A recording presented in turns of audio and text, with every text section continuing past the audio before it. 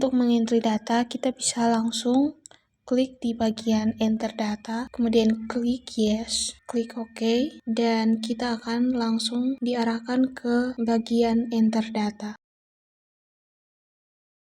Kita akan langsung saja mengisi data sesuai dengan pertanyaan yang ada. Jika terjadi kesalahan seperti pada bagian nomor HP, terjadi kesalahan format angka tidak sesuai, kita bisa mengubahnya dengan mengklik pada bagian edit form yang terdapat pada bagian atas, kemudian klik yes jika ingin menyimpan data yang sebelumnya diisi, tetapi jika tidak, klik no. Kita akan langsung diarahkan kembali ke bagian create forms. Di sini kita bisa mengubah patternnya, kemudian kita kembali ke enter data.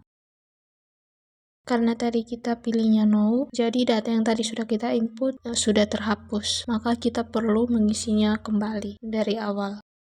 Untuk menambahkan data responden baru, kita bisa mengklik di bagian new record. Kemudian nanti akan muncul kuesioner blank yang masih kosong, kemudian kita isi kembali dengan data sesuai dengan pertanyaan. Kalau kita mau melihat daftar data yang telah diisi, kita bisa memilih di bagian atas ada line listing, kemudian nanti akan ada tampilan dalam bentuk tabel data-data yang telah kita isi. Kalau data yang kita input itu lebih dari 50, kita bisa mengaturnya di bagian display, di bagian max source to display-nya, jadi sesuai dengan jumlah data yang kita isi. Karena untuk fitur visual dashboard ini terbatas hanya menampilkan 50, kalau mau lebih berarti kita harus mengatur di bagian display.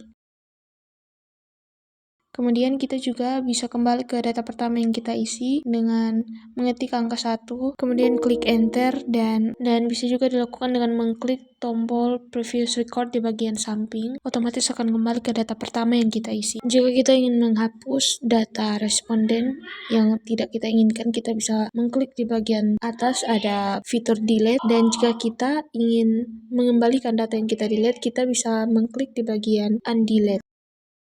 Selanjutnya, kita akan mencoba menganalisis data dengan fitur klasik. Untuk memasukkan data yang telah kita entry tadi, kita bisa klik di bagian read, kemudian di bagian data source-nya klik rows, kemudian kita pilih kuesioner yang telah kita input tadi dengan data. Kemudian klik kuesioner penelitiannya, klik OK.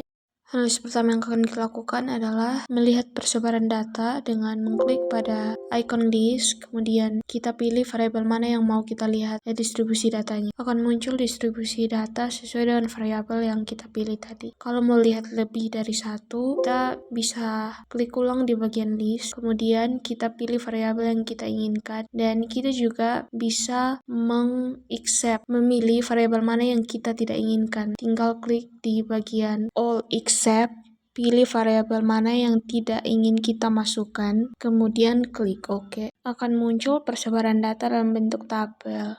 Perbedaannya dengan line list yang di visual dashboard, kalau di klasik tidak ada batasan untuk rows-nya, tetapi kalau di visual dashboard dibatasi sampai 50 data saja, tapi kalau di klasik semua datanya akan ditampilkan.